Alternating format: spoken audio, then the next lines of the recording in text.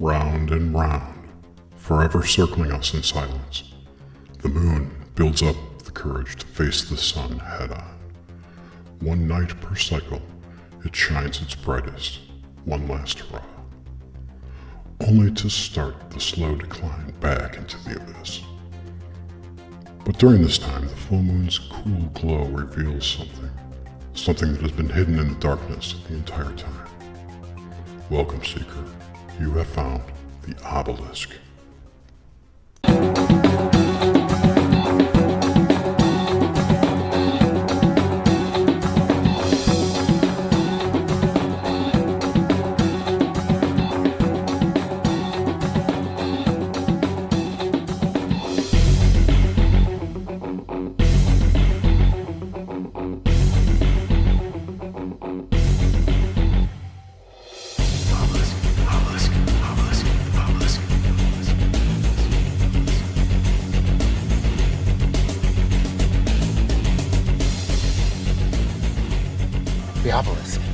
The obelisk is the key.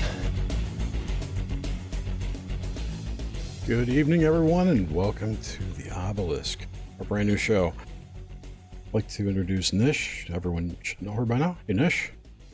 Hello, Jerry. Hello, everyone listening. And this is very auspicious tonight. I'm thrilled about it.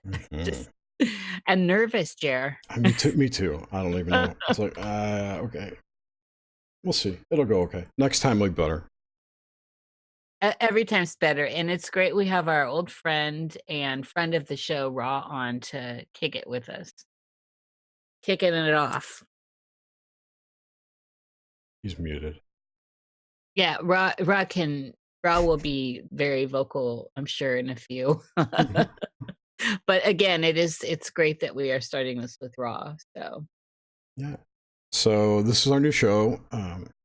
Basically, we've got a short outline for the first maybe 15 minutes. We're going to chit-chat, which we're doing now, and then we've got some news items from since the last full moon. There's some crazy shit that's happened.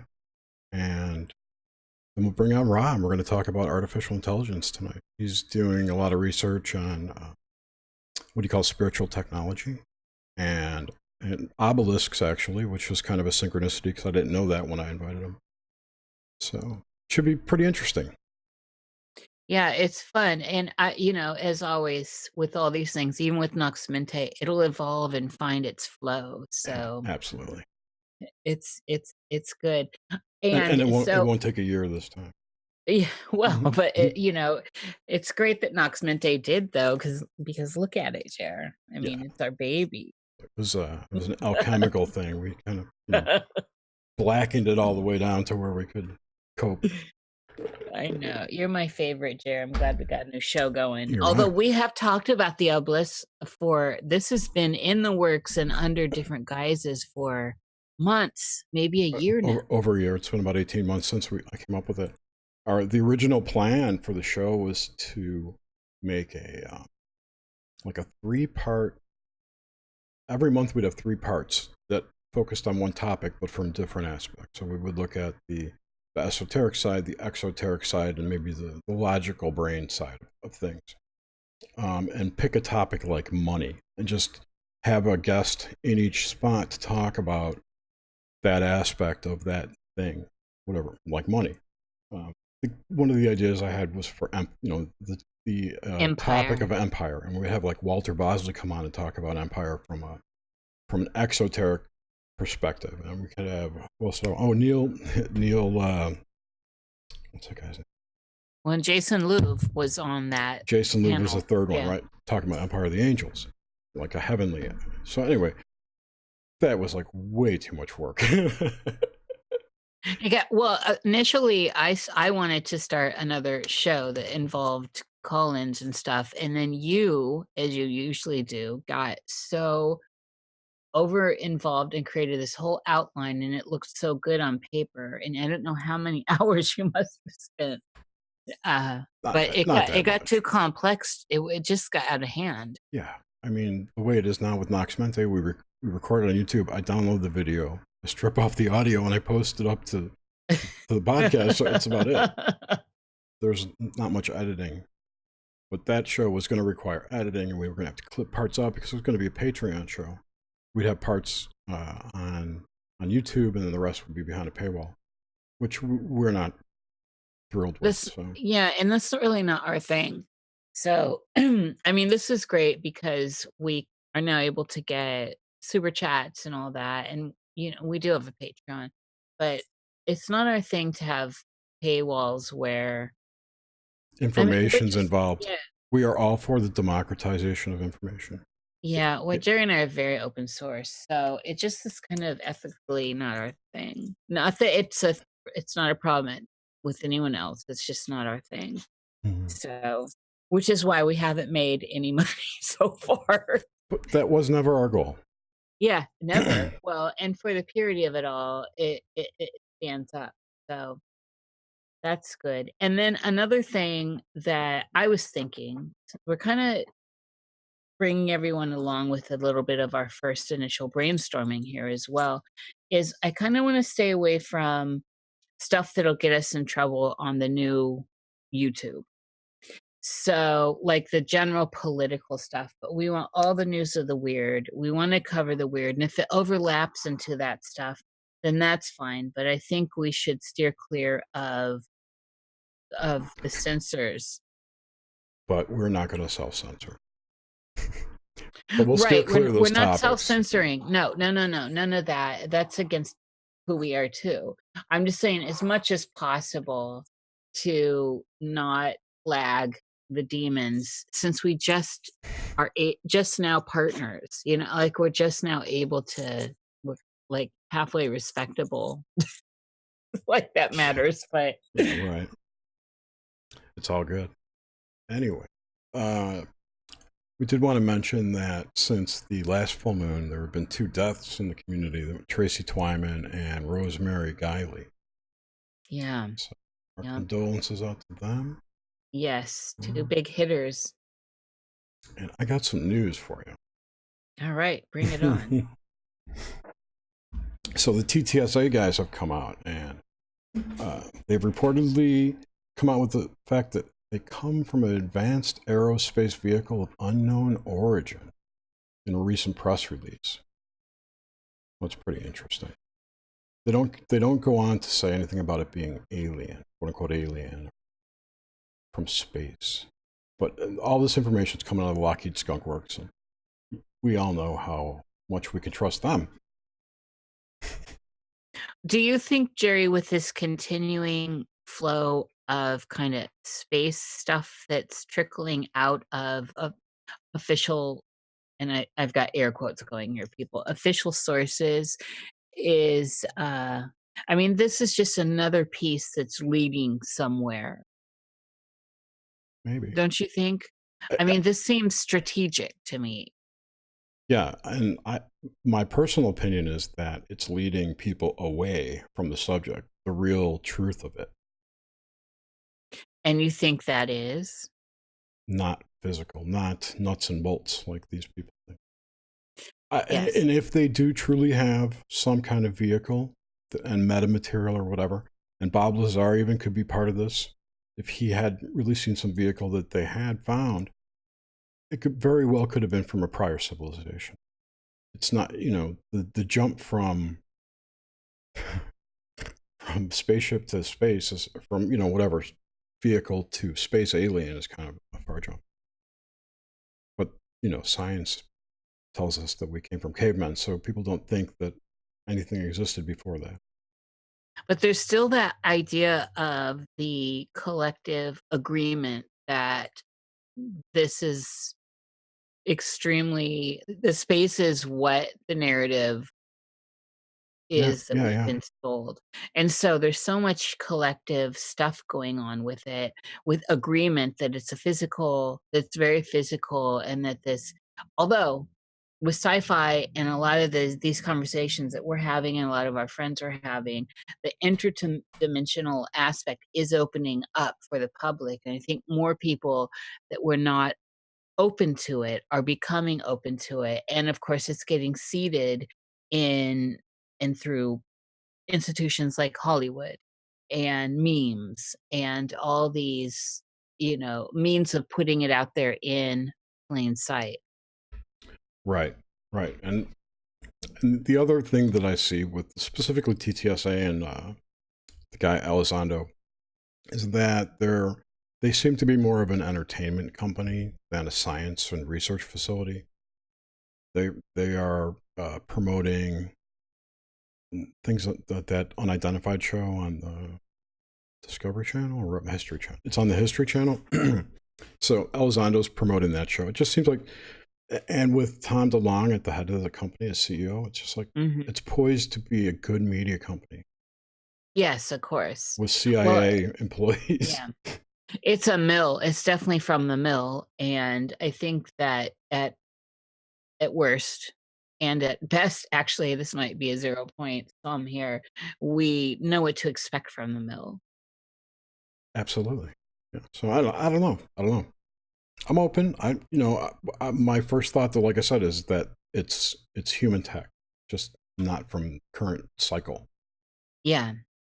Well, I say with all of this, though, whatever is being so slowly teased out to us, or whatever this all is, bring it on. I feel like there are enough of us ready to even hear crazy to have our paradigms absolutely rocked. I think this teetering on the edge of what if, and waiting on little papers released here and this trail over here. I think a lot of us just come on, part the curtain. That's the thing, is that I think that's the extent of the government's knowledge, at least official, on this stuff. I don't think there's unclassified documents with alien autopsies and stuff.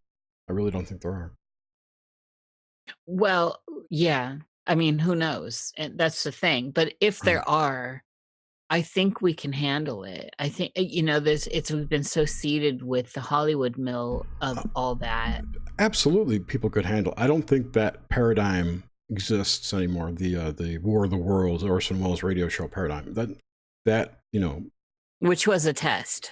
Of course, but even in the 50s, you hear the stories that they couldn't tell the public because they go crazy. We're not that Christian nuclear family anymore. Well, and even so, with that said, think about all the Christians we've had on Noxmente that are completely into the woo and open to it. And so I think the modern age of Christianity, barring the Luddites and some, and of course, barring the ones that at the core, there's UFO mythos like Scientology and all that. I think most Christians I know think something else is going on too. Most Christians I know are moderate people. So, I don't think I would attract anyone that was extreme in religious views. I think I kind of represent everything that I think they think is wrong. Unless they were some kind of masochist. Yeah. All right, moving on. Next story. I got this story I found that Zach Baggins of Ghost Adventures, Zach. Yes. He bought the Manson family murder house. I think it was Sharon Tate's house, right? I thought that was taken down, the La Bianca house. Yeah, La Bianca house, right. So that was burned down. No, apparently he bought it in July.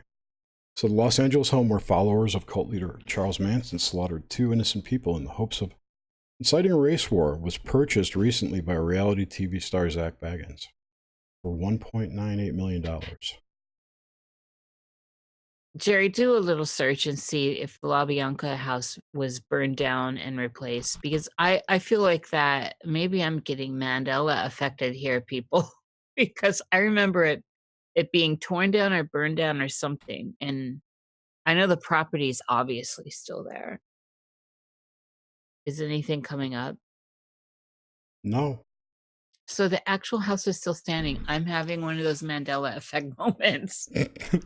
For real. This is for real. I have this moment where I recall the fact that I thought it was somehow not there anymore. And I had, and what's specific about this moment is I had kind of mixed emotions about it, because I thought I can understand that. At the same time, I think it's a piece of history, and when we tear stuff down, I get a little lamentful towards that. So interesting that he bought that house then in It this is. It is. timeline. Yeah, I do. I'll have to find it, see if another house burned down. But I do have another fire story here. I think Trent Reznor bought the Sharon Tate house. Now that one did get replaced, right? I don't. Well, I'll look in a second. He bought it for that one Downward Spiral album. He recorded it in the Sharon Tate house. Yeah, and I think that recently somehow did that. And I thought for some reason they were renting that, Roman and Sharon Tate. And by the way, it was just the anniversary of all this too. And this was demolished. That house was demolished. Okay, so maybe I'm confusing the Tate, the actual Tate house with the La Bianca house. Perhaps you are. But speaking of fires, the Boleskine house. Yes. Oh my God, I've been mourning over it. Burned to the ground. It was a criminal act of vandalism. And this is just weeks after they announced that they were going to restore it. Oh, it's terrible. I just don't even like seeing an old house. And that was an old house. I don't like seeing old houses go. And then when you start having this kind of rich history with Crowley and Page and, everyone that meandered through there, what a tragedy. Oh, yeah, this was a good one. A mysterious TV-headed stranger recently delivered dozens of old television sets door to door in the dead of the night to the residents of Henrico, Virginia. Oh, and so we're all familiar with the pop art with the guy with the TV as a head, right? I mean, it's classic. So the fact that this is news, that some guy did this, is, I think, kind of genius. Could be a woman. I just wonder what the synchronicities are. Why those specific point of privilege? Oh, all right. Right. It could be a female. Who knows? So why they did this? There you go. So nuts. Pretty crazy. All right. Oh yeah, this was the other one I saw. So in August, some people reported seeing a pterosaur flying in Arkansas. And I even saw a video on YouTube of this thing, or a picture. I don't remember what it was. But the Singular 14 Society received a report recently from a witness, Dinah, who said she and her family had seen a pterosaur similar to that reported in Wheaton, Illinois earlier this year. There was another one, so there's a couple of them flying around. They saw the creature just outside of Pine Bluff, Arkansas in February 2017. So it's pretty wild. With some of these sightings, I can't help but think of I mean, this is fascinating, and I can't help but think of, what's the island, the Moreau, the real Monroe Island? Dr. Moreau. Yeah, Dr. Moreau, but what is that island that's like that here, where all the weirdness has gone on? Epstein Island? Is that it? No. On the coast? On the East Coast? No, Epstein Island. You're hilarious. No, on the coast where they did the ticks. Oh, Plum Island. Yeah.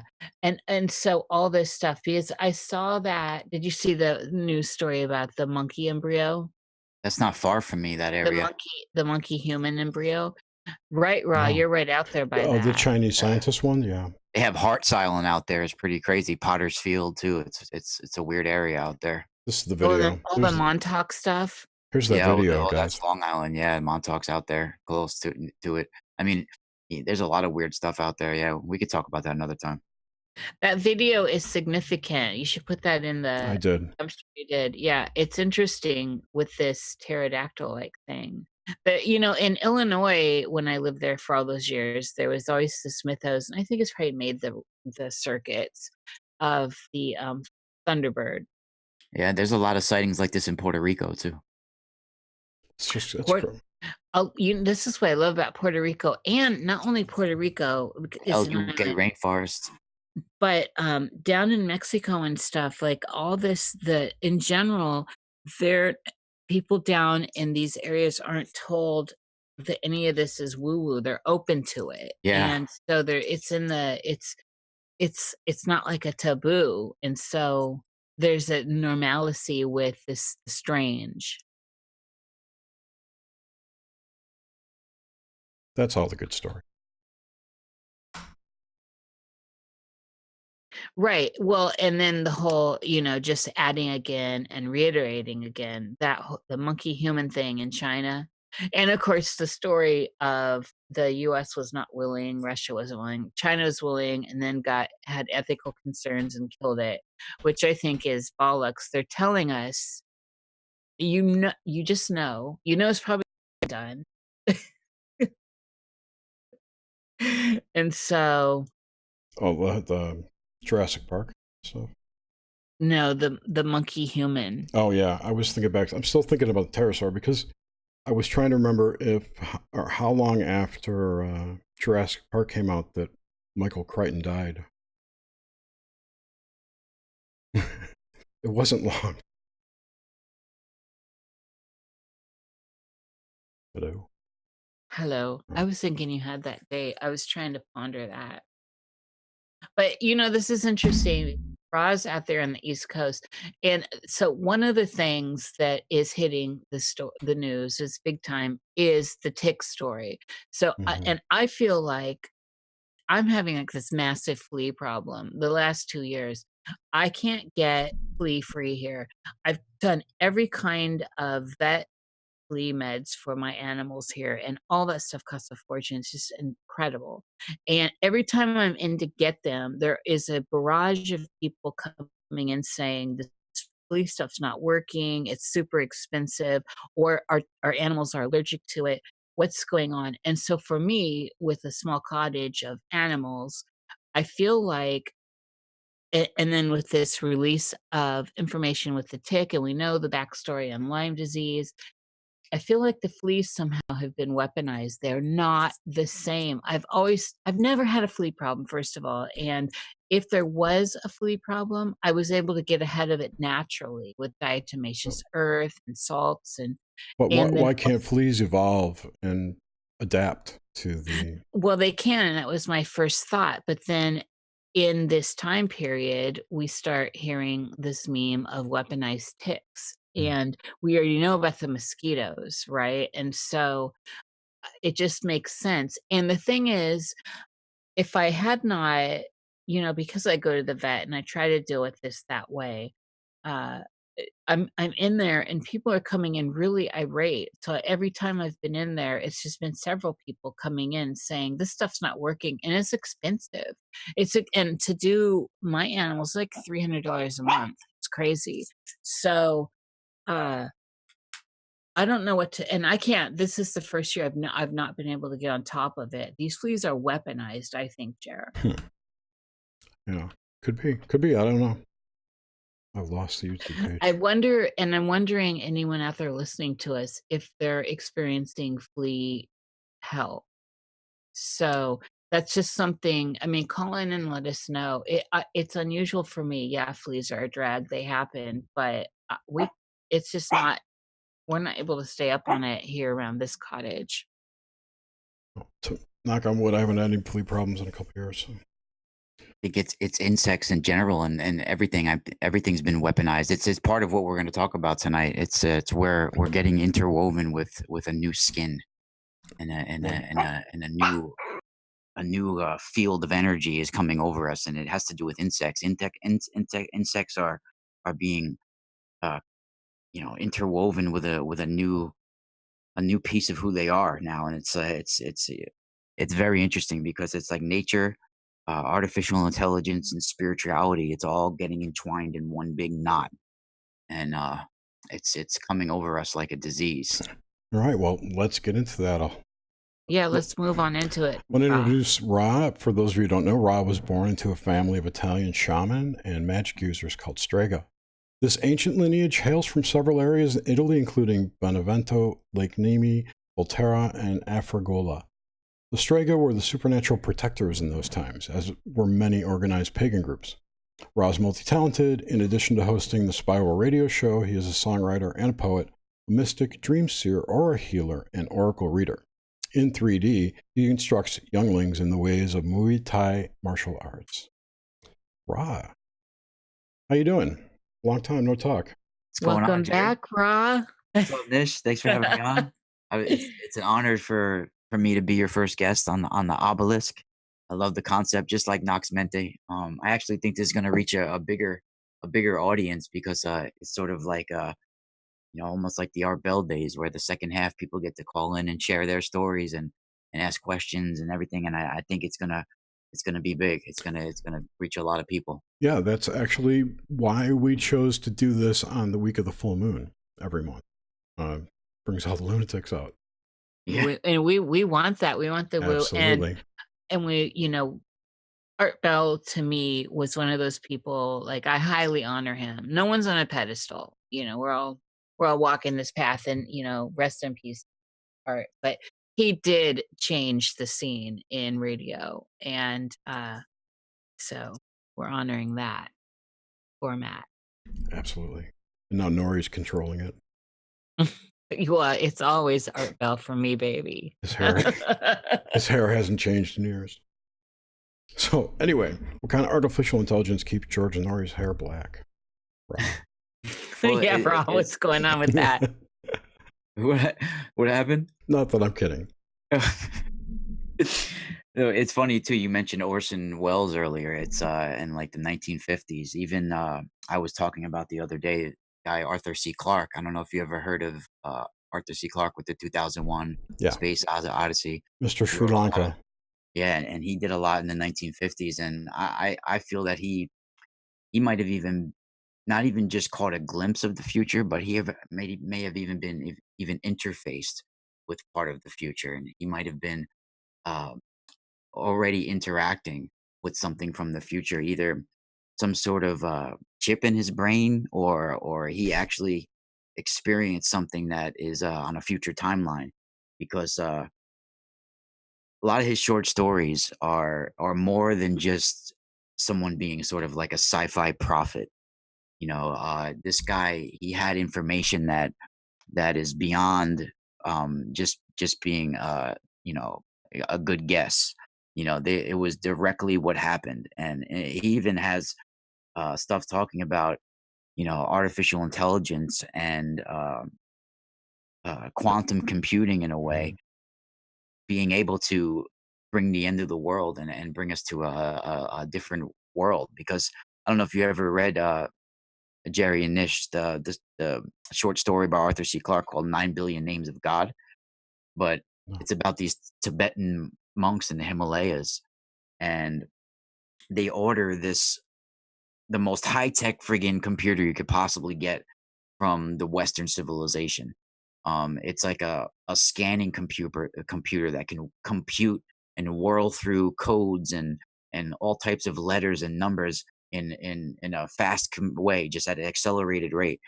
And these Himalayan monks go to buy this friggin' this high tech computer from this company, and first of all, just getting it all the way up into the Himalayan mountains, like it had to get there by plane. It had to meet somebody, and by mule had to go out. Like, it was a whole thing just to get it there. But it was so much money, like millions and millions of dollars, that the person who created the computer was like asking these monks, like, what would a Tibetan monastery need for this high tech computer? And they were like, well, the whole reason why we exist, our monastery exists, is because we believe that there's 9 billion names of God, and we have to recite them all. And when we're done reciting them all, it'll bring like a higher dimensional state, and they figured that if at going at the rate they were going, it was going to take them probably like 15,000 years to recite all these names. So they needed some high tech computer to like scan through all these names really fast and whirl through them. So the guy just figured, hey, these guys somehow have this money, and he figured they were kind of stupid, like, in a way, like, whatever, if they're going to pay for it, I'll give it to them. He didn't think it was real anyway. But part of the gig was they had to put two of their employees to be there while it was computing these names, and it was going to take them a couple of months instead of 15,000 years. So this company had to send two of their employees, like, to the Himalayan mountains to be with this computer, to install it, to service it during the couple of months while it was whirling through these names. And it was while it was whirling through these names that every so often, like the monks would take some of the papers out, look through them, and put it through this book. And by the end of the thing, the people were like the two people, like they didn't believe it was anything would happen, and they wanted to already go back home to America so bad that they were kind of like mocking these monks. But long story short, without being too much of a spoiler, at the last scene, basically, it's done computing all these names, and the two guys, as they're heading home to try to go take the plane back to America, they're looking at their watch. They're like, the computer should be stopping, right about now. It should be completing. And as they're saying that, they're looking up at the sky, and all the stars are starting to blink out of the sky.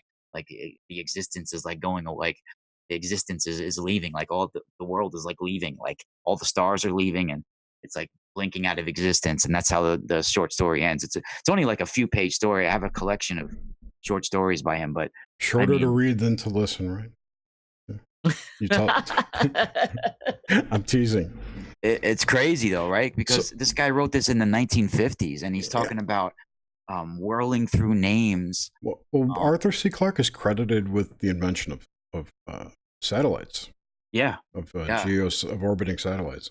Yeah, and I would just look at that and say, is it prophecy or the execution plan? Yeah, the strategy. No, he was interfaced with something. That's my psychic intuition tells me. Well, the first intuition I get is that he was more than a regular man. Like he was already interfaced with something. Yeah. So he had already experienced something, maybe a future timeline or something. Well, I look at it and I see, whatever people want to call it, ritual, dark magic, whatever. There's a reason he lived in Sri Lanka.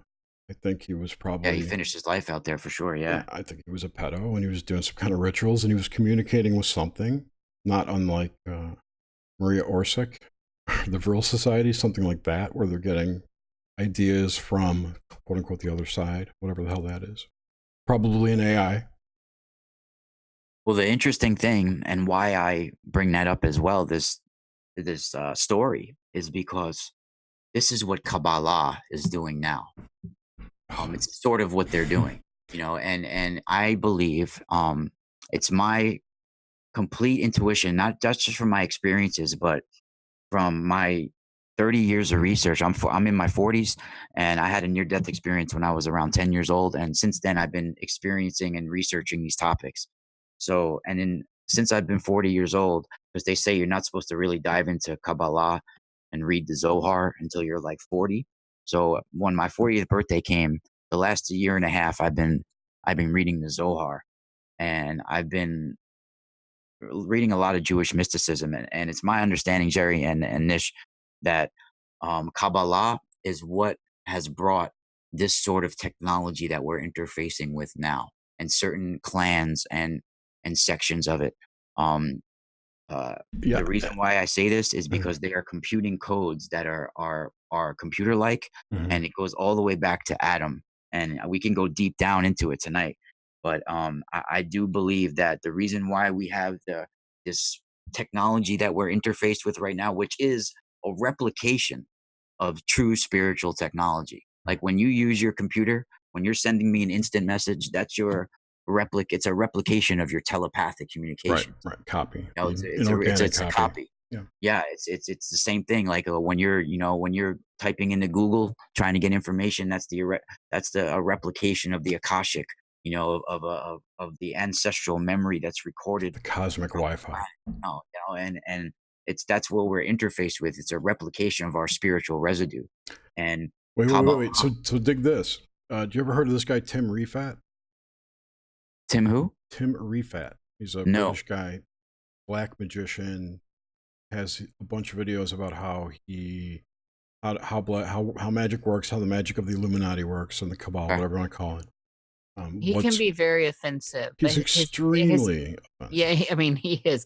But his information is completely interesting. And it kind of it gives a skeleton for what you're talking about, because he's got 32 videos out right now about like an hour long describing how magic works and whatnot. And basically there is a space, another dimension, if you will, but it's energetic. And in this space is where the Kabbalistic tree is constructed and all the demons that live in it and whatnot, right? It exists in this hell space, he calls it. And it drives souls back, and it affects our reality too. But people who believe in it are feeding it and getting entwined with it, and they go into it when they die. It's a long thing. You have to watch all of his shit, but it basically provides a structure for what you're saying. Yeah, well, I think I guess, wait, before I forget, the last thing I wanted to add there was, communicating with things that exist in this energetic space. That if this space allows physical humans to construct thought forms and solidify them in this space, there is a system that runs that space. And that's where I think the AI is. And if it runs a space, it's providing quote unquote voice for the demons or angels that live within it. And also I want to just tag this on that Madonna's appearance at the Eurovision this last year was a reversal. This big ritual that everyone talked about was a reversal of the pillars in the Kabbalah.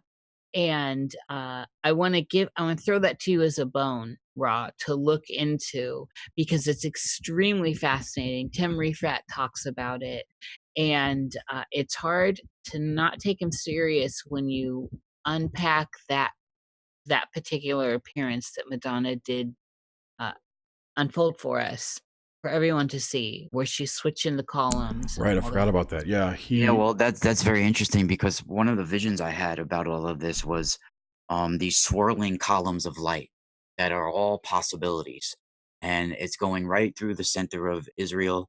And I saw actually Israel on it, like it was like engraved on it. And this is what Metatron is to me. It's swirling codes. It's all possibilities. Every intention, every thought, anything you can possibly ever think about or do is swirling in this multicolored light, and they're columns of multicolored light, and it's all possibilities. It's like a quantum universe of all thought, all possibilities. And when you have a certain intention or a certain thought, it gets hooked up into the swirling column of light, and you can go down all these different possibilities. And this is what Metatron is. It's not an angel or an entity. It's a swirling universe of codes and possibilities. And there's all these columns and pillars of this light. What I feel that we're interacting with, that our whole world is interacting with, is, and we evolve with it. The insects, everything is going with it. Is that we're being interfaced with a whole new energetic skin, but it's a replication of spiritual layers. So let me pitch it to you like this. So we have our physical bodies, right? We also have energetic layers around us. We have our aura, we have our astral, we have our spirit, and we have our soul. Our soul keeps us all enclosed, but we have these energetic layers around us, like we're a flame. You know how a flame has a red layer, a blue layer, a white layer, all these layers to it. So this is how we are. So we're being interfaced with another garment, another layer of skin around us, another energetic layer, but it's a replication of spiritual residue. It's a replication of that spiritual glow. And in Kabbalah, they call it the noga, the glow. It's an auric layer, but it's tricked us, and it's tricked our world. Our world is being interfaced with this replication of technology as well. And it's what we're seeing as, the internet and 5G and nuclear power and CERN. All of these are replicators of true spiritual technology. We have natural things like CERN. We had like Stonehenge and Avery and all these places, Megiddo. There were places that were like similar to what CERN is, but a natural version of those, I believe. And just like you were saying before, like that the fleas or whatever being weaponized, we have been weaponized. We are like walking obelisks ourselves. There's a swirling, never-ending, limitless amount of energy above us, and if we can tap into it and pull it around us like a garment, it becomes another layer. So if we're being interfaced with another technology that makes us forget about our true spiritual technology within us, that's what's happening. Like when we use the internet, when we do all of this stuff, it takes away from your spiritual abilities. It makes you do everything at the click of the button, so you don't have to work for those kind of abilities or those kind of knowledge. It's a replication of everything we're supposed to be working with.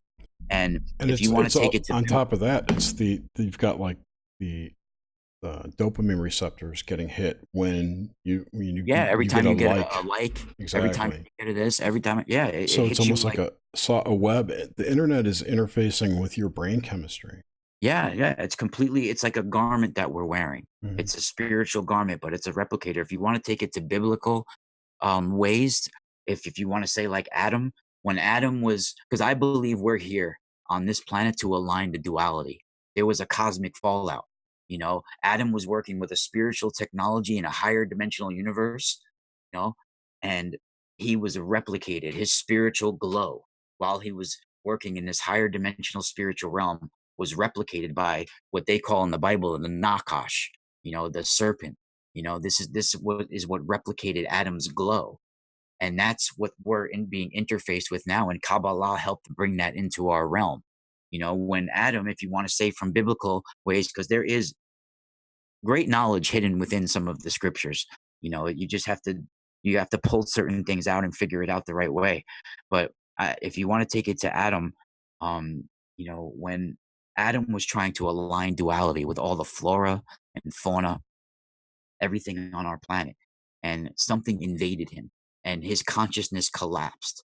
And this was where female and male were not equal anymore. The polarities were not equal, and he was replicated, and his consciousness collapsed. And we are Adam. All of us are Adam, fractals of Adam, and we have to align Eden again. We are living in Eden. We have to align Eden and find our spiritual technology and align duality on our planet again, or we'll be lost forever, because we're being interfaced with a completely replication of what we're supposed to be working with. We're like a few steps uh past Adam now. Like Adam messed up, and now and there was a cosmic fallout, and now we're like all these replications of Adam, even worse off. You know, and the So and the instead of Jewish, being individuated portions of the great collective, we're individuated portions of Adam's individuation. pretty much, yeah, That we're sucks. fractals, replicators. You know, The Adame. Yeah, and that's what, and I think the Jewish gene, the DNA of the Jewish race has um some of s- this what was it called, this like replication of spiritual skin, more so within their DNA, and they help bring it in, this this computing through codes and formulas, like a replication of our spiritual technology. This is how they brought it in through Kabbalah, and ever since the 1700s was when a lot of Kabbalists influenced and brought in these codes. And this was when the Hasidim started. This is when the Vilna Gaon from Lithuania came in. This is when all of these huge rabbis came in and were doing this mental gymnastics with Kabbalah to help accelerate the redemption and merge nature and science together and so they're actually doing this. And now we have all these Noahides, actually, Gentiles and Christians helping this as well. They think that the Kabbalah is bringing the redemption for their Jewish race by bringing Leviathan back, and Leviathan's skin is this skin I'm talking about. They Oh, want to wait. spread this out across the world, and this is where it's going to be centered in the China and Israel. They're going to be centered right there in Jerusalem, right there. That's where the home base is all going to be, and it's all going to be starting right there. And it's going to be a big control base there with computers and everything.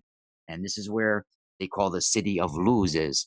And this is something that's very intense, because this is where people are being replicated from, and where people are being cloned from is your Lutz bone in the back of your head. Now, I don't know if you realize this, but at the top of your spine, and this is where this spiritual residue is being interfaced with us, is through our higher dimensional brain, mapped out within our back of our head, and through our spine. And this is how it comes around us like a garment. Lutz, Luz, Lutz, it basically means almond or almond tree. right? So at the top Not of in your relation spine, to Loosh. yeah, maybe, yeah, Hmm. yeah. Well, basically, Lutz, Luz, it means almond or almond tree, and at the top of your spine, right at the back of your head, there's a little bone there that's the size of a. It looks like an almond, a little almond. This is the place where your consciousness, your memory from your incarnations, everything is imprinted on that bone, and that's where you can be replicated from. And even in Kabbalah, and a lot of the Hebrews believe during the resurrection of the dead at the end times, this is where people are going to be resurrected from the dead, from this Lutz bone, and I've had diagrams on my Patreon about this, but basically it's mentioned in the Bible. I mean, the earlier name for the town of Bethel was Lutz, and Bethel means house of God. But Lutz is basically they had a city called Lutz where the ruins of the town of Bethel. It was Bethel's built right on top of that, and also in the Bible, basically this is where they made like these almond tree staffs from as well. Was these were from Jacob in the Bible? He was making it and accessing other a higher dimensional state. The city of Lutz they called it through the almond tree, and this was in a special town in Bethel. This is where why they call it House of God, because this is where you go in DMT as well as you go to the city of Lutz. This is just what they call it in Hebrew. This is a higher dimensional zone, and right in the Matrix, this is where Neo's plugged right in the back there, right into the Lutz bone where that thing's plugged in the back of his head, and this is where people are going to be flown at the end times. And there's this interesting thing if you want to go in, and especially in certain things in Kabbalah, is that basically we're like a microcosm of the macrocosm of our planet. Our body has energy spots and veins, just like ley lines and specific energy spots on our planet, and we can tap in to certain energies, just like an obelisk can tap into the ley line and amplify that transmission and be a spiritual technology. So just like us, we can be like walking obelisks and we can tap into certain energies. And our body is mapped out like our earth. If you go along our body, we have certain ley lines on our body like veins, and we have certain spots on our body that are spots like Jerusalem and spots like all these spots. So the Lutz bone on the back of your brain is at a 45-degree angle to your pineal gland, just like the Western Wall is to their temple in Jerusalem. It's at a 45-degree angle from the Western Wall right to the foundation stone in their temple. So the foundation stone is like the pineal gland, and this Lutz bone is like the back of the Western Wall, and this is how they see it.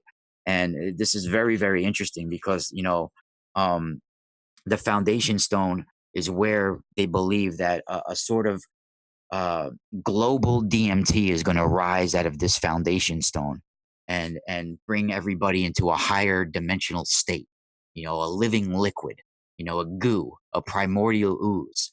And it's going to bring the Jewish race and the kingdom of Israel to a higher dimensional state, and this is what they believe. So this is pretty interesting when you get into it. And there's an old rabbi, I think they called him the Ramchal, and they basically state and they believe this, that when a person dies, there's different levels that the soul goes through. And you have the ruach, there's different ones, but then there eventually the soul goes back to its multidimensional roots, right? But they have the lowest level of the soul in Kabbalah, which is the nefesh, and the nefesh will stay with the corpse inside the coffin. It will remain with the body. So all you have left is the bones in the grave, but you have the nefesh that stays with it, sort of like an imprint of the soul, and it stays there like a dormant energy, like a dormant life force, imprinted on the bones like a vapor. It sleeps with the bones and it never leaves. Now, these Talmudic mystics, they basically believe that this vapor of the bones this is where people are going to be resurrected from the dead and cloned from. And this Ramchal, he even states in some of his writings that I've read that it basically states that they're in the grave. There's a bone which is called the lutz, and throughout all the body will be reconstructed at the time of the resurrection of the dead. And there also remains in this bones a portion of this nefesh, which is called the vapor of the bones. And it's just like the temple and the western wall. There's a living vapor that's going to rise and stay with that wall always. How is that not like a ghost or Yeah. a living vapor? I mean, I Yeah. have a question after. go ahead. Well, so one of the things that comes up is the idea behind beheadings, and that's so ancient. And then another thing Yes. is, what about those that have been cremated or they have no body, raw? Yeah. So the thing is, I think that when the body's buried and it's saved, the bones are saved. It's saved for something. When the body is burned, I believe it leaves this realm. You know, but when it's saved, it can be replicated. It can be. But the thing is, if you replicate from this Lutz bone, I don't believe you can ever replicate the divine spark. You might be able to replicate the memories of that incarnation, but that's it. It's going to be a soulless being, being able to be controlled like an automaton, It's and like that's what they want, it's a Klipov generator. like a walking, NPC. Like a Or like walking, a golem. yeah, basically like a golem. Well, they have the book, the Zephyr Yetzirah, which is like the book of creation or formation, or Yeah, the I've book read of that. Abraham. Yeah. This is how you make a golem. And this one of the Yes. rabbis I mentioned earlier, Lithuanian rabbi, the Vilna Gaon, when he was 13 years old, he had mastered the Kabbalah, and he had created a golem, and he was stopped by this Magadim. They were like celestial creatures that stopped him. And a golem is basically, for people out there, it's basically like an artificial intelligence monster that's made through divine formulas. It's made through reciting a special name of God or putting a secret name of God on him. And this will make like an artificial intelligence Frankenstein through these divine secret names of God. And this is how Moses parted the Red Sea. He recited the secret names of God, and it made a transformation in the sea. Even Lilith, when the stories of Lilith, when she would, before Adam and Eve, supposedly in ancient Hebrew, there was Lilith, right? And she would not lie down beneath Adam during sex. And when she wouldn't lie down beneath him, he was like, "Woman, lie down beneath me." And she said no. And she uttered the secret names of God, and she transformed into a supernatural awakening and became part owl and parts other creature. And she flew away to the Red Sea, and God sent 3 of his badass angels that couldn't even bring her back. Like, she had this crazy transformation. So if you're able to utter these secret names of God through some crazy ass vibration and this uttering tone, just like ancient stragas have certain spells, if you say a certain vibrational way in this weird sort of utter, you can awaken these vibrational energies that can awaken things, and it can change the elements, and it's very powerful. What is so one of the things with this interfacing and all this that I keep swirling back around to is, what is the end game here? Well, that's the whole thing, is that we have to align our duality. We have to align our duality on our planet so we can find our true spiritual technology within us. If we give in and we just want to go to the computer and artificial intelligence and all of these powers, even nuclear power, everything that we're using, that's a replication of what we should be interfacing with, sort of like negative orgone, out there. If we keep interfacing with this sort of technology, we're going to eventually lose who we are, lose our ancestral memory and everything. And this other garment is going to pull over us like a net over our souls until we lose everything. Maybe that's what gray aliens are in the future. Who knows? Maybe that's them interfaced with this skin that I keep seeing coming over us. And it's like an unseen spiritual skin that eventually comes over us. And maybe that's what gray aliens are in the future. And maybe, that Is a physical skin or a etheric skin? I mean, is it? etheric skin that's going to interweave with our DNA and change our structure of who we are. It's almost like an aura replacement. Yeah, it's like, but it comes over our soul like a net, like a net coming around us and plugging into the back of our heads and then coming over us all. And it's And is it possible through the stuff like through all of this stuff that's been going on with say chemtrails with the cesium and strontium yeah, and we're all being this terraformed. yeah Yes, yeah. And someone in chat, bioformed actually. Someone in chat Bioformed. brought up 5G, and yeah, thinking about it, sure, if there are chemtrails that those chemicals are in our systems, we get hit with the 5G, and through our aura or whatever, etheric body, whatever, it transforms. We're a walking bioenergetic system. That's what we are. but we've been hacked in the last many years. Yeah. We've been hacked.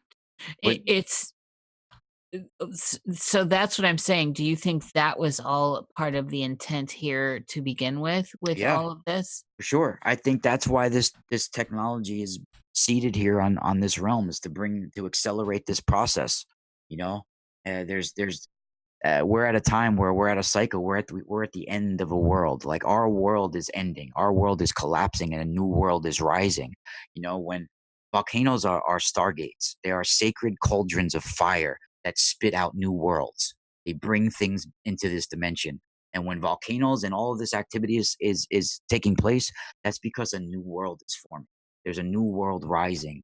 And all of these energetic bodies know this, and they're all fighting for control over this planet and what's going to arise. And there's the ancient ones are returning in new form, you know, and that's what's happening. And if we don't align who we truly are, and finish with, if you want to say Adam started, and align Eden again, then we're going to lose our ancestral memory and who we are. And all of these dogmatic religions are pretty much doing it in their own way. Is they're bringing this end times transmission, and that's why I think most of the obelisks are being used from. When you hear the word obelisk, everybody immediately thinks of Egyptian, right? But the most obelisks in the world are right in Italy, right in Rome. Yeah. Okay, and they're being used to broadcast a spiritual transmission, a dark spiritual transmission, to bring in the apocalypse. They're broadcasting an end times transmission. But they also poison the grid. Yeah, because yeah, they're on vortex points or grid cross points. That's what I'm writing my book about, Jerry. Yeah. You know, they're on specific spots, Right. Ley lines, and they're on ley lines, that dragon lines that cross, right? And not only that, but they're put on certain spots where there's dark ley lines, dark energy lines, and they're broadcasting right from it, right? So there's one I could get into with you real quick that's going to blow your mind, and there's actually two of them. I just want to throw in, churches and cathedrals too are also always situated on these grid They're points. put right there, and they're put along with the obelisks. And I could pretty much blow your guys' minds right now with some things that I've been working on. Blow it, brother, blow it. Blow our mind, Rock. Come on. So, first we'll start with 662 AD. Now, this was a place in Benevento, Italy, where my ancestors are from, where it's a known walnut tree. This walnut tree was known all over Europe as a sacred place. They would do these spiral dances around the tree. But there came a time where these dark ones, these what are basically like disembodied spirits of the Rephaim, of the ancient giants, that plague the minds of humanity and plague people's minds, especially people that are weak in spirit and weak in the heart. You know, so they'll plague these people, and they go for high people in high places of society, like emperors and things like this. So in Benevento, Italy, the walnut tree was actually used by the Benedante and the Malandante, which are like our good or bad witches or good and bad shaman in the area. They actually got together and had to work together to actually lock down some evil spirits within this walnut tree in Benevento. And to keep these evil spirits locked in this walnut tree, they had to do certain rituals around the tree for many, many years. And this has been passed down in my Streghe underground for centuries, you know. Now, in 662 AD, I believe one of these dark ones had infested the papacy in a way. and there was this the town of Benevento was all pagans. They were all basically from the Lombards too. A lot of the Lombards were in there, and they worshipped this walnut tree. And they also had this chalice, like a serpent, a golden serpent chalice that they would worship. And the guy that was in charge of the Catholic Church in Benevento was called Barbatos. It ended up being Saint Barbatos. And interesting enough, there's a Goetia demon called Barbato as well. So Yes. Barbatos But he was, lives on the back of the Kabbalah, the Kabbalistic tree. huh? He's on the back of the tree. Yeah, the Barbato. Yeah. Yeah. So he's there's a Saint Barbato as well, Saint Barbatos from Benevento, and Probably the same entity. yeah, dude, it's completely. He's the dark ones that were inside of that walnut tree. So what happened was, as soon as this guy um becomes like head of the church in Benevento, he decides to get his priests together and go cut down this sacred walnut tree. And now this sacred walnut tree was holding evil spirits within it and locked within it, keeping them guarded in there, and locked down. So by cutting it down, you would surely release these dark entities, right? So he brings over his men to this tree, and first he converts like the Duke of Benevento to Catholicism. He melts the guy's golden chalice down. I mean, he melts the guy's golden serpent statue that the town was worshiping, and he made a chalice out of it. And then he goes and cuts down this walnut tree. And when he cut down this walnut tree, this guy, St. Barbatos, took on a supernatural transformation. And he took that and ended up becoming a saint, and took that back to the church with him. And that's in 662 AD. Now, it would be one thing if this was a one off, right?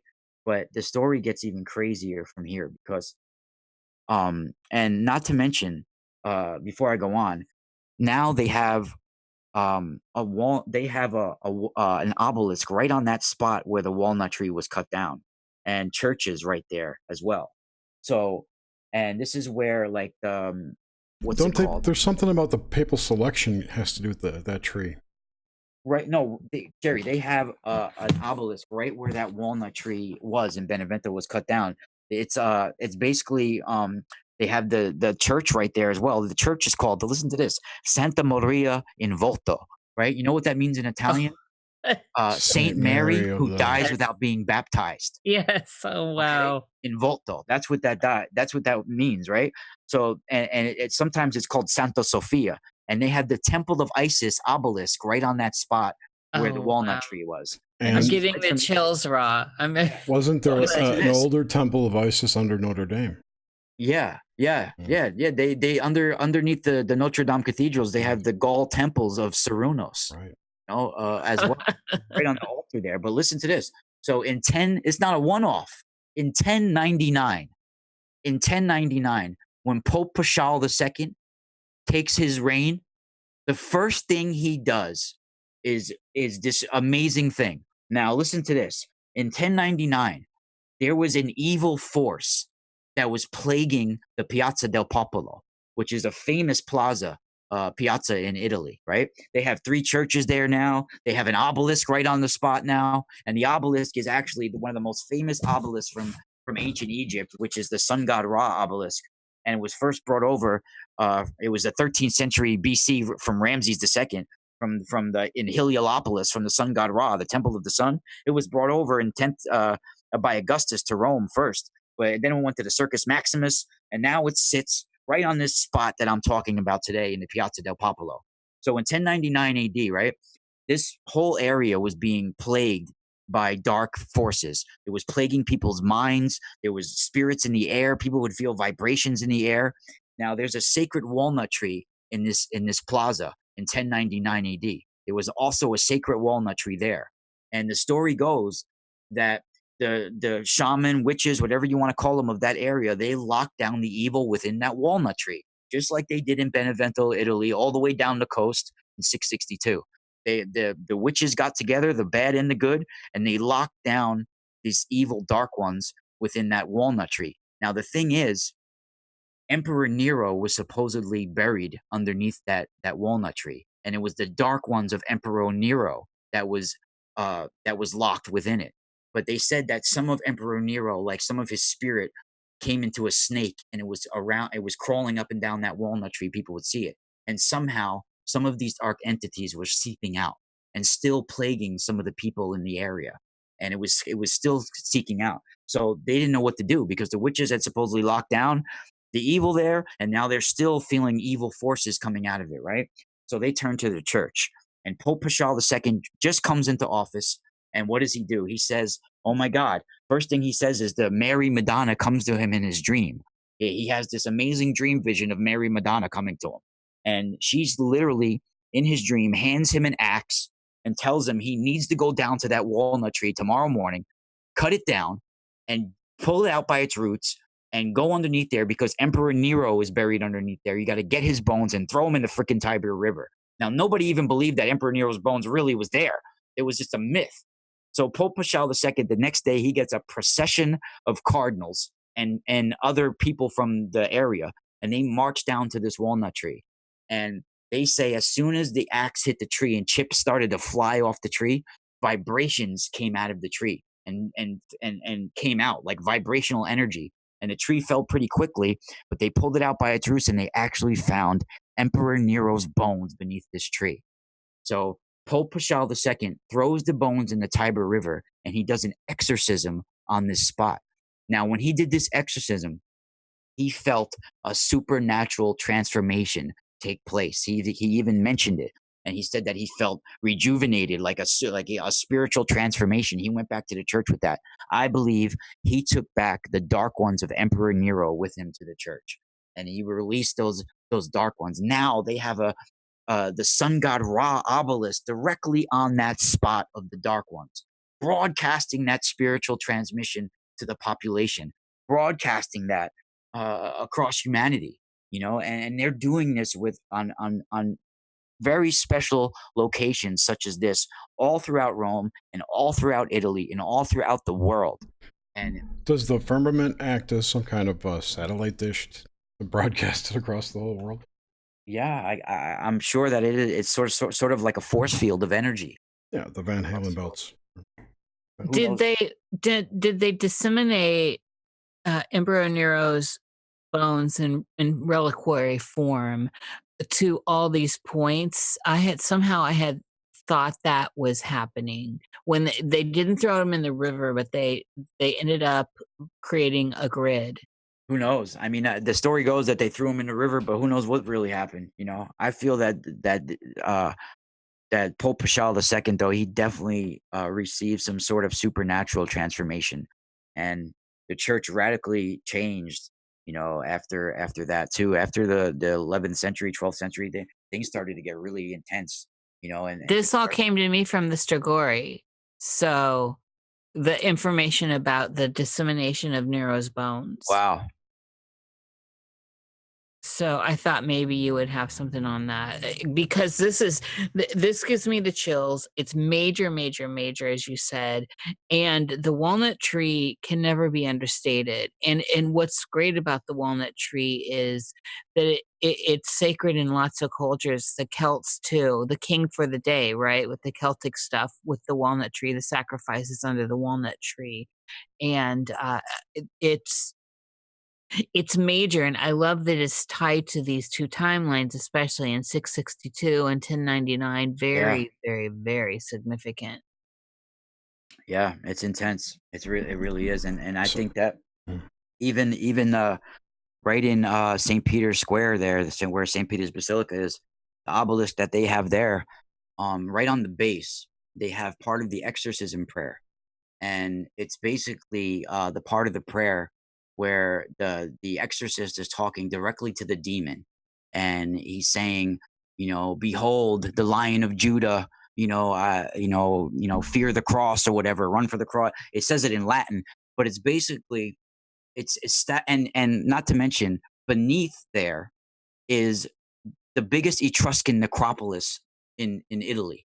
Beneath that area is there. It's right on top of an Etruscan city of the dead. and the Vatican is literally named after a Etruscan goddess of the dead called Vatica, and right on top of St. Peter's Basilica, they have this obelisk that has this exorcism prayer where the guy's basically talking to the demon and telling him, fear Christ, fear the Lion of Judah, run from the cross. So it's establishing uh, it's establishing a connection with a demonic force, right? And it's keeping an open line of communication with it through the obelisk, and it's broadcasting it across humanity. It's literally talking to the demon through the obelisk, and it's broadcasting that, and it's keeping an open line of communication tapped into that energy of that area. And this is just one of many things that I have in my book, that I've been talking about with obelisks, because they are broadcasting spiritual transmissions, and some people are using them for dark energies, and some people are using them to maybe cleanse the collective consciousness of people as well. But you know, it's not a mistake that we have one in Washington D.C. As well. This is not just Egyptian decor, or or whatever you call it. This book sounds amazing, Raw. I can't. Of course, I'm going to be first in line. I want it so bad.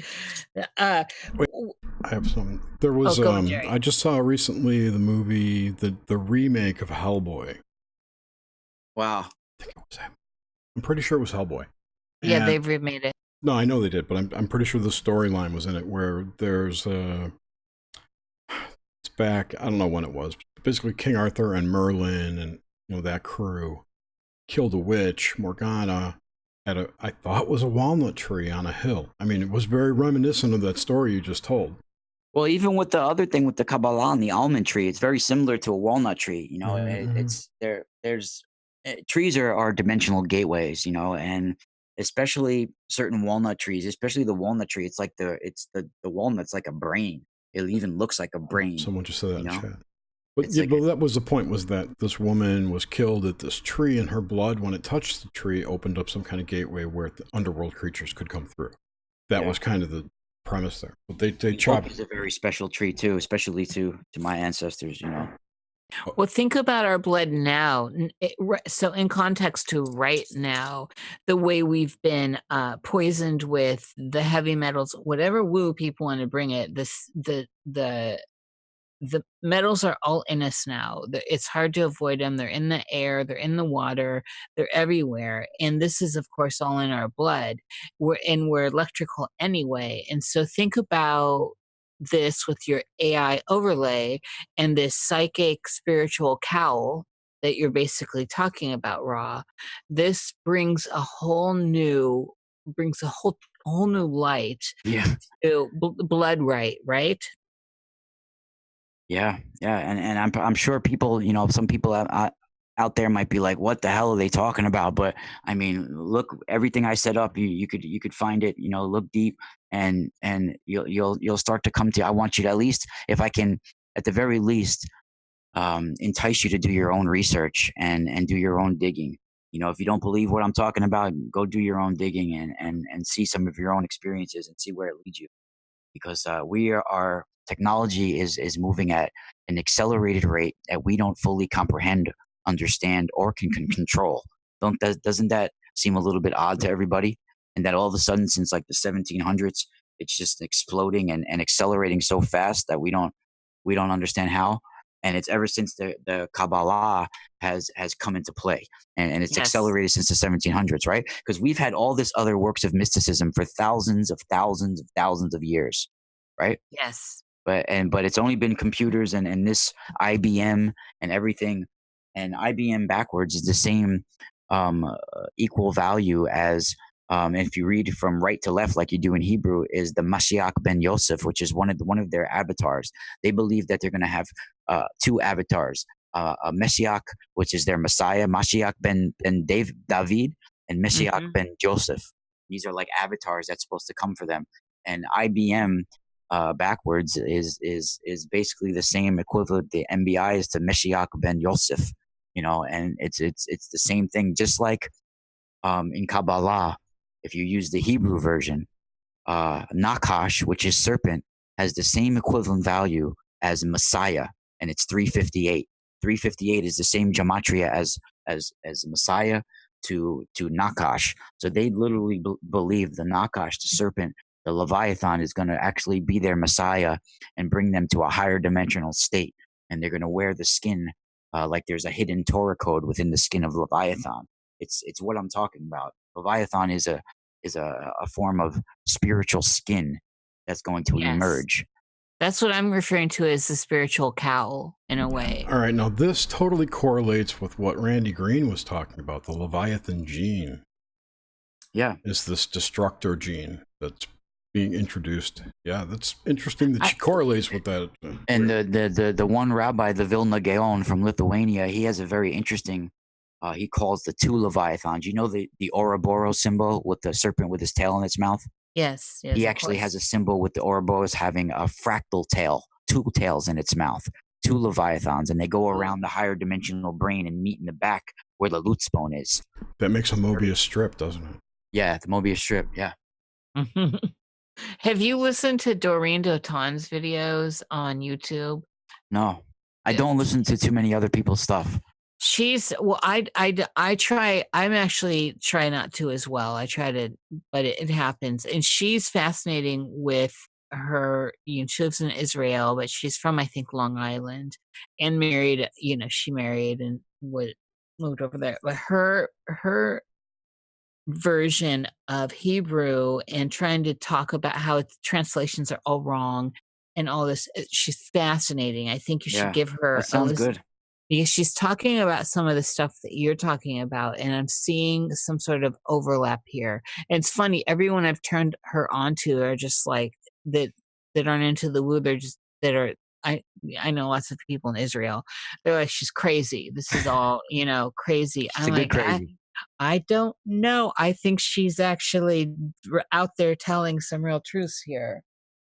Oh yeah, for sure. Just like what I'm talking about. I'm sure if you had like me playing on your phone and you're walking through a supermarket, people are going to be like, who is that crazy guy talking? But most people, they're the crazy is our tribe, whatever that. They're stuck in their video games. They're stuck in that world, and they're eating their Cheetos, watching video games, zoned out, and they have no idea what's around them. They are the Kleepoff of the tree of life. Yeah. I had, so this brought back, and I didn't write it down. I had this question earlier when you were talking, Raw. How is it? So I am noticing, and I've always been able to notice this, but I'm noticing it more. There seems to be less people that seem real to me. There's a lot of language you can throw on that, but how do we tell those that are...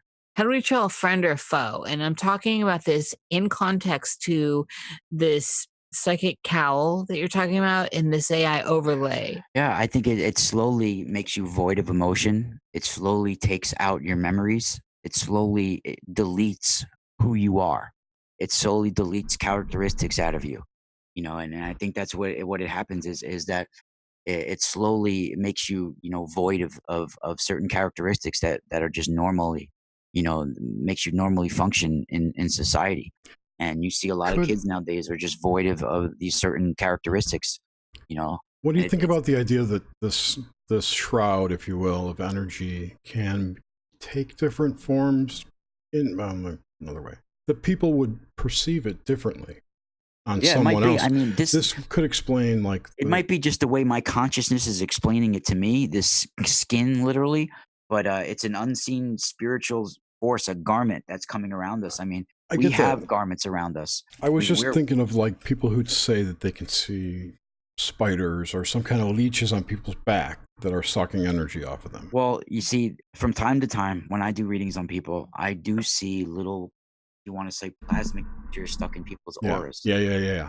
And that can happen. It could generate from a thought form from somebody else on you, but it can happen from yourself. You can generate it yourself, or a trauma, like you break a leg or whatever.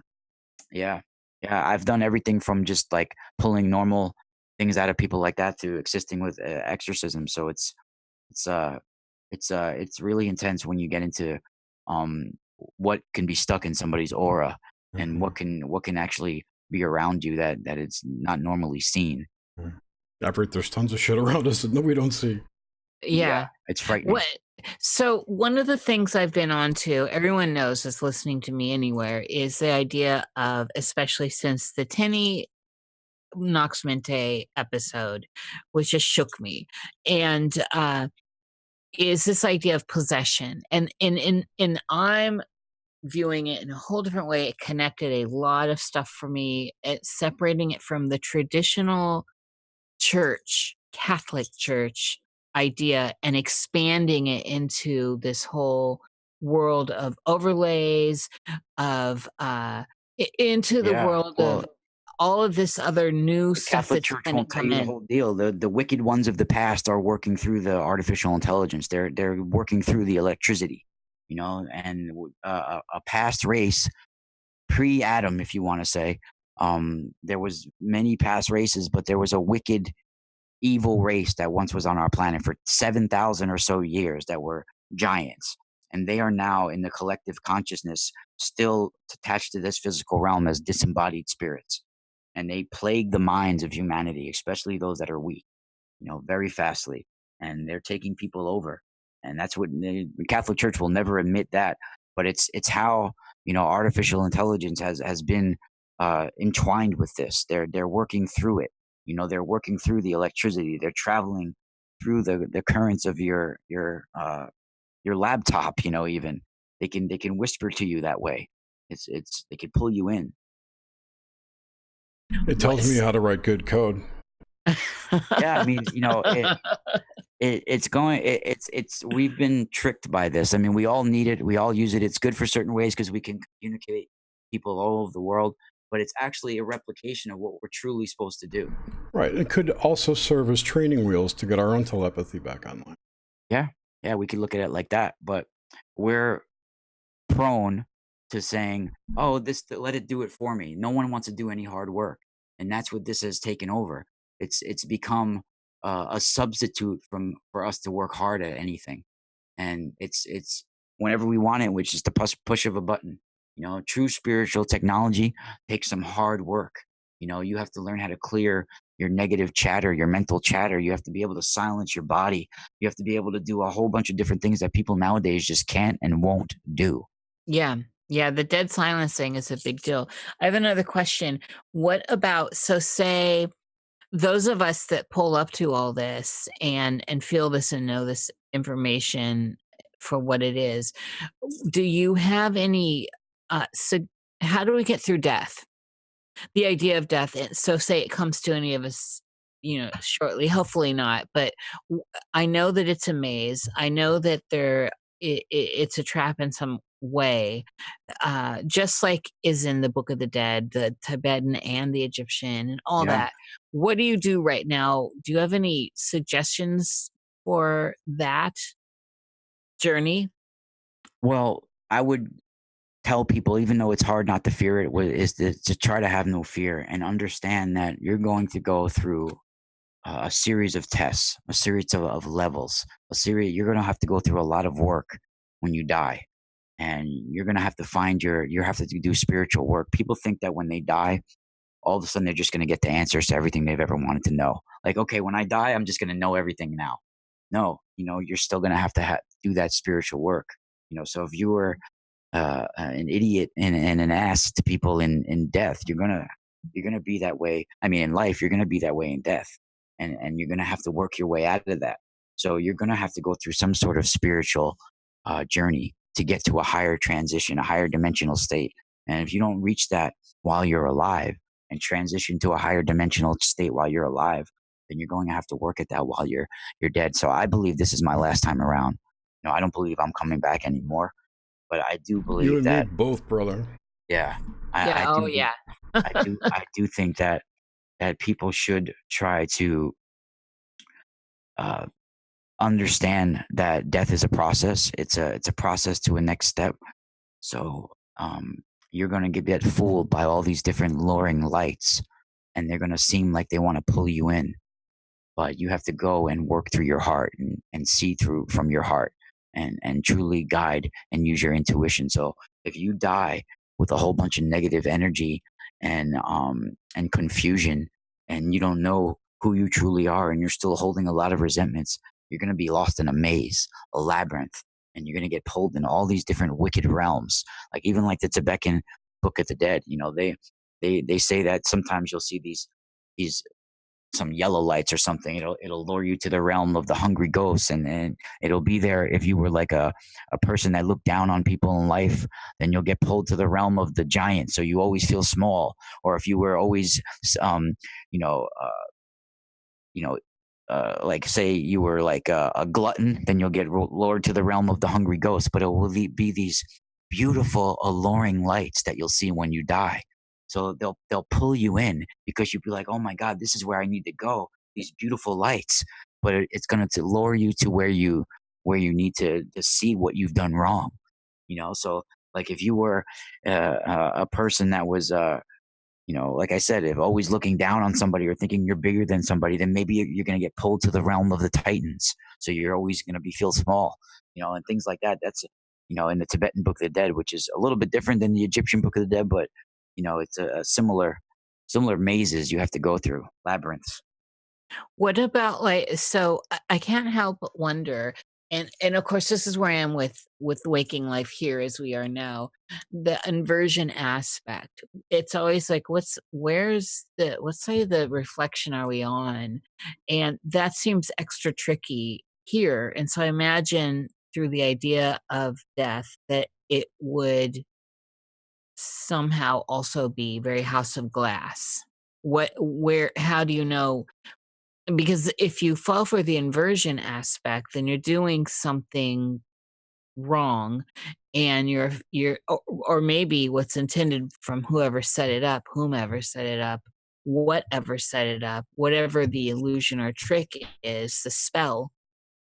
If you think you're doing something good and you're doing the inversion of it, have you just condemned yourself to something ill fated? Or See, I think the best way out of the trap too is to realize that you can never repair all the past. You can never repay all your karmic debt. So the best way to do it is to learn from it, realize that you're never going to do that mistake again, and let it go.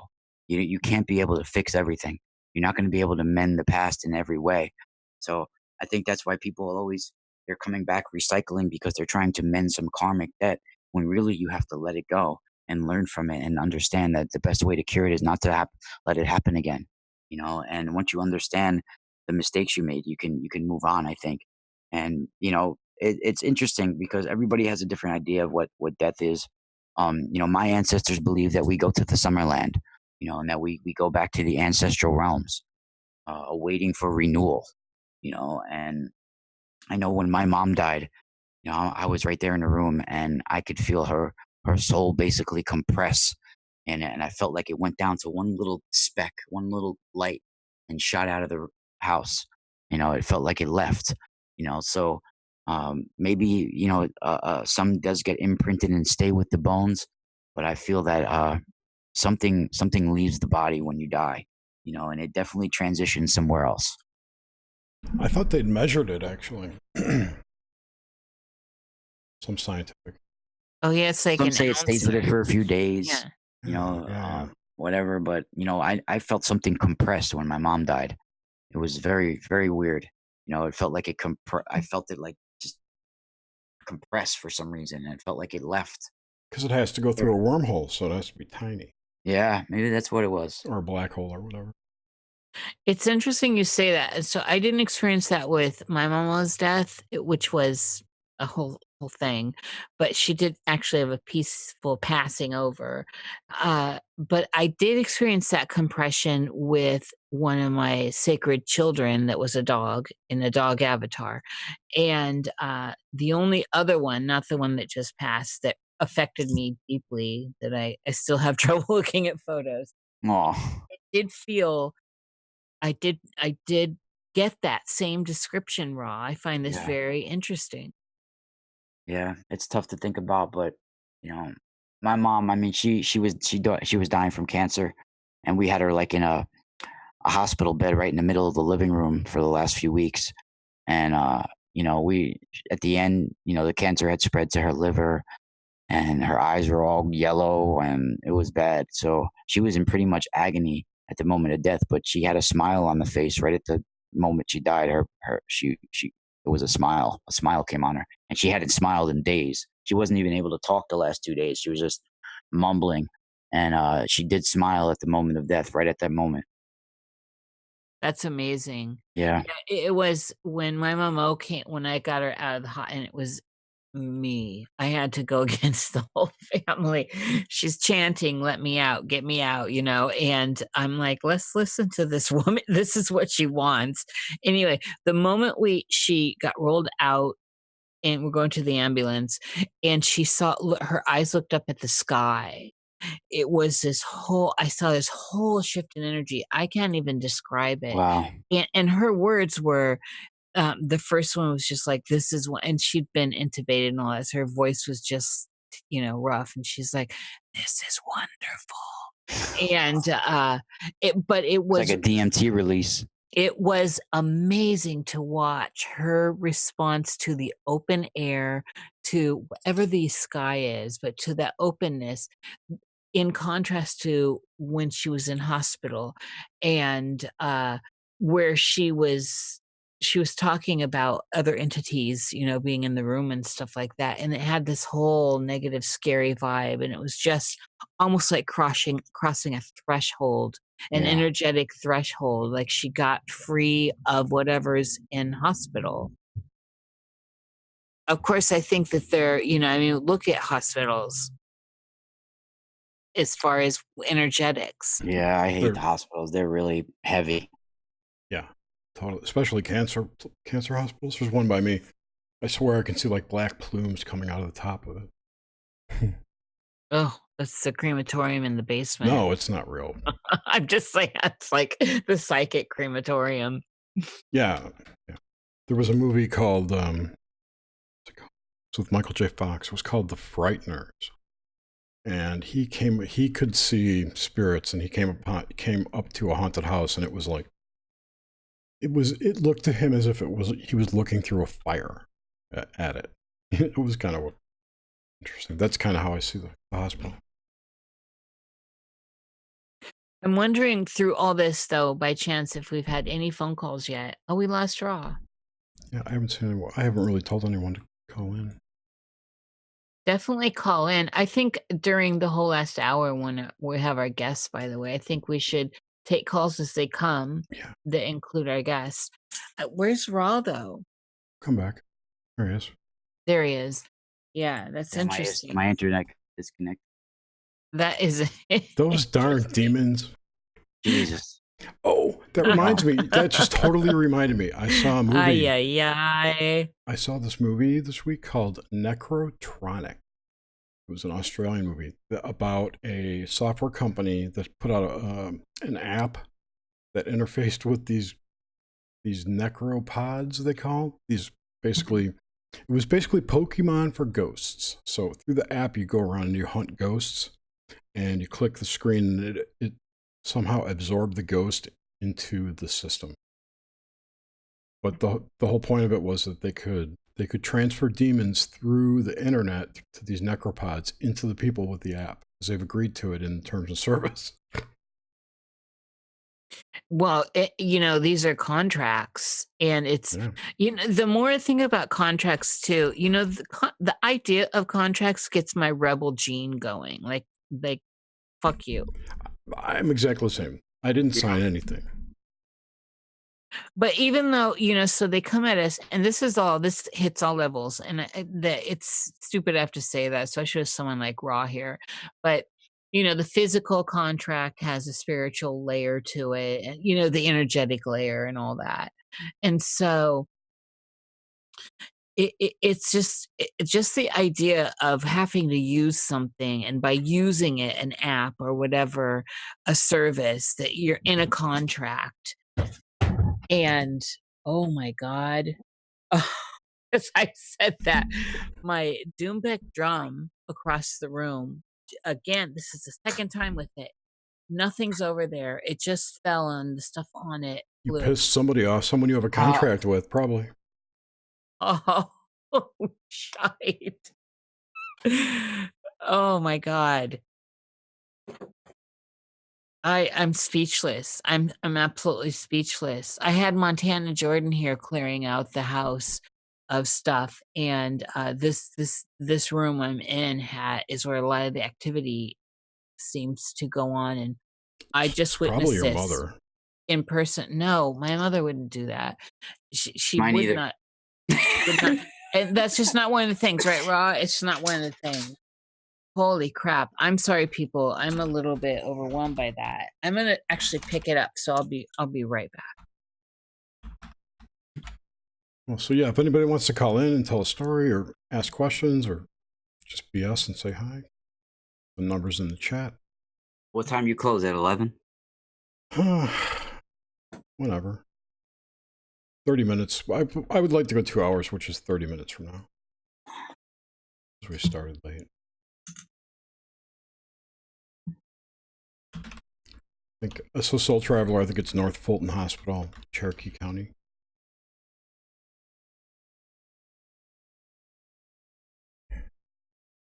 All right. Nobody test us out.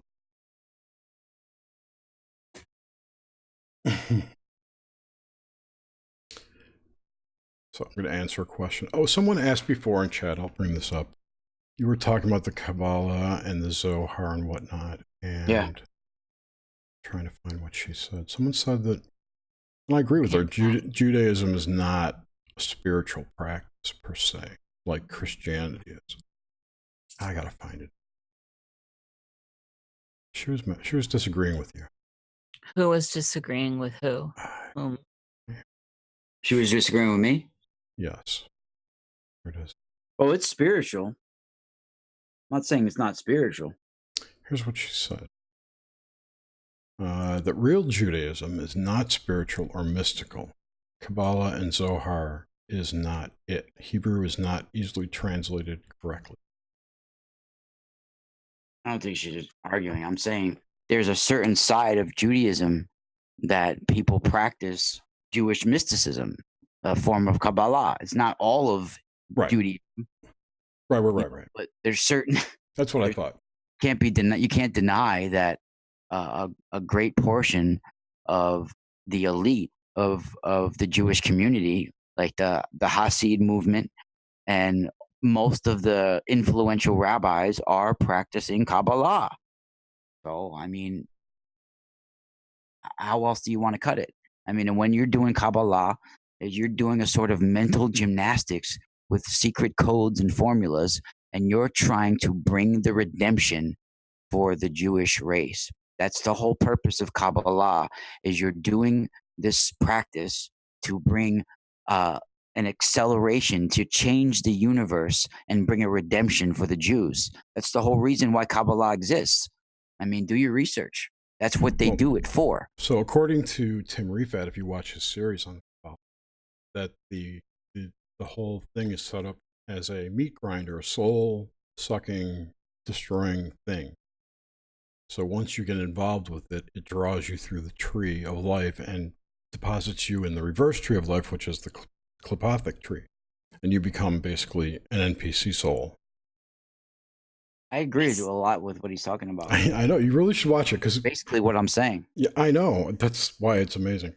Because But in his idea of the reversal of it, Jerry, isn't it, if you reverse it, isn't that the way to do it? Well, that's what he says, is that the tree of life as presented in the Kabbalah, and especially like in Kenneth Grant? What's the guy's name who worked with Crowley? Kenneth Grant.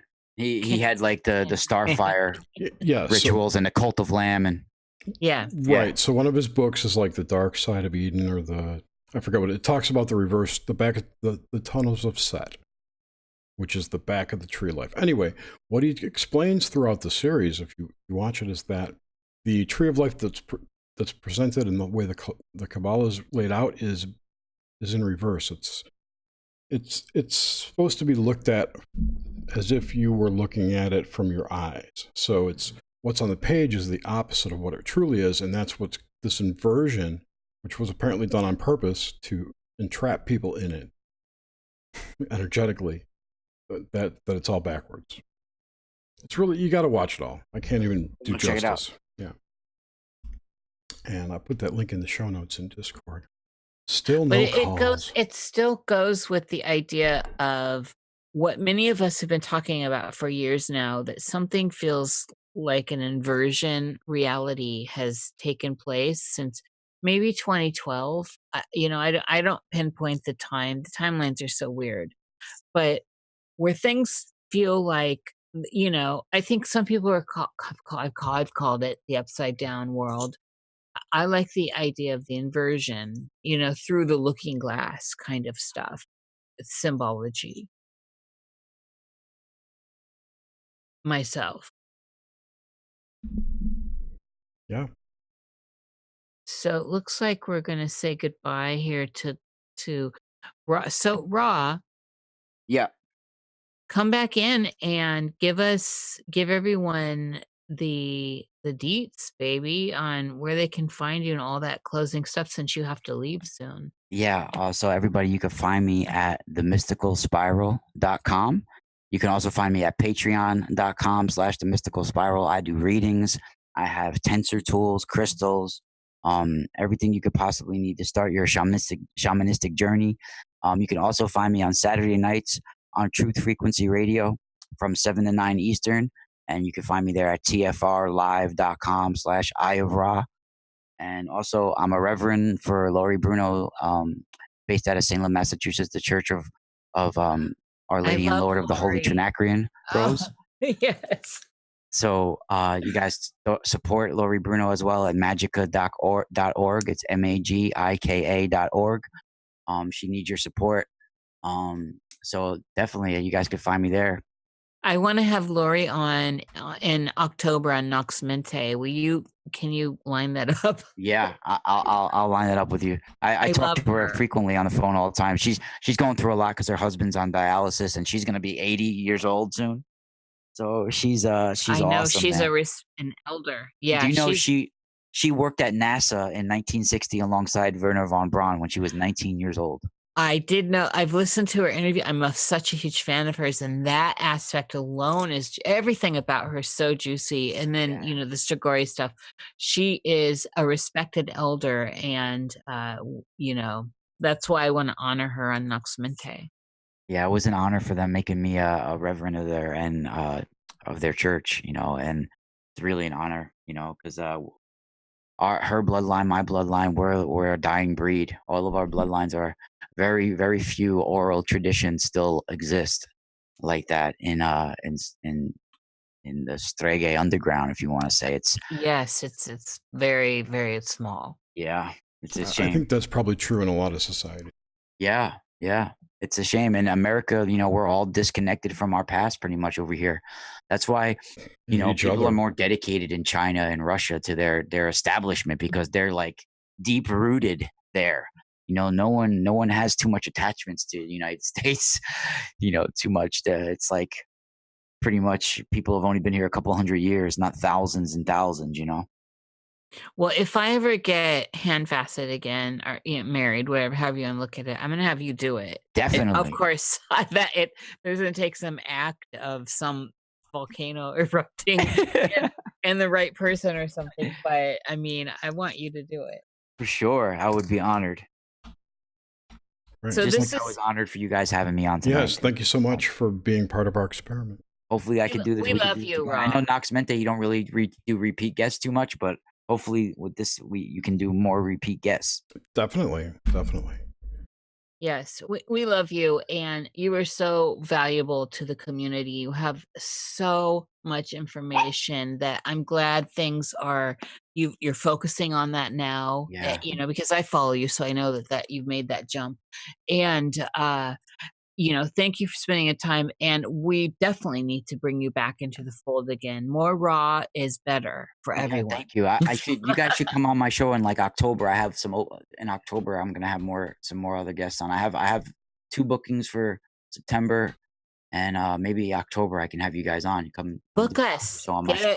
Except not on the 19th. It's a Saturday night. On the 19th is a Saturday night. I will be in Nashville at the Strange Realities. We'll work it out, though. Okay. Yeah, let's get that done, though. Let's book it. I'd love to come on. For sure. Very nice to have you guys on. Thanks again, everybody. It's been an honor. and spiral out. All right, later. Yes. Goodbye. Well, Well, this was Yeah, a go. fantastic first show, Jer. Yeah, it didn't suck. Not at all. Of course it wouldn't suck with Raw. And it's too bad though we can't get people call us. We want to hear your stories. We want the woo. We want the love. We'll take the hate too. I mean, bring it on. Yeah, we love hate mail, We'll especially on take Cruising it with all. Steak. We've been able. I mean, that's like a major part of the Obelisk. We want to get interactive with people. So don't be shy. Right. It doesn't matter if you saw an alien in the woods or Bigfoot or got abducted. We want to hear it. Yeah. I mean, of course, we're actually empathetic to all that. So, Absolutely. Anyway, thank you everyone for listening, and we'll see you next month with a new show. We're going to do a 9/11 show on 9/11. So with Michael Joseph, that should be pretty interesting. For the Obelisk, For the yeah. So Obelisk, next yeah. week, who do we have lined up for? Oh, next week on Next Monday, we have Ted, what's his face? Ted Marr? I think it's Ted Marr. Yay. Yeah, I looked down the line and you've lined up some really great guests, of course. Yeah, Ted Marr. He's the host of Out of This World Radio in Seattle, a show in Seattle. Oh, cool. Yeah, I'm going to binge him. He's a medium.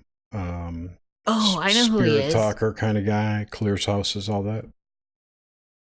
Yep, and then we've got like a hardcore. Yes. Oh, I actually. Yeah. Go ahead.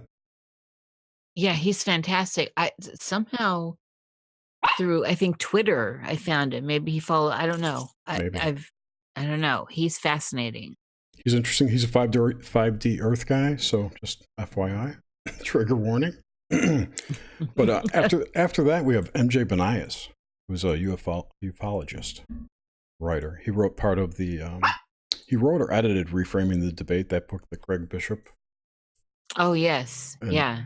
I don't know if Kutchin wrote in it, but anyway, he's real interesting. I can't wait to talk to him either. So that's on Knox And Monday. we have Styx Hexenhammer. I think. Yep, and William Ramsey and Leo Zagami and Jordan Maxwell. We're going to squeeze in there somewhere because I talked to him yesterday. He's going to come back on. We just have to figure out a date. He's like he's our sacred elder, and we are going to get him on. Yeah, we need to. Can't wait to talk to him. So. Thank you, Jerry. This was great. Our inaugural role. Thank you, Niish. All right. Thanks, everyone. We'll talk to you next month.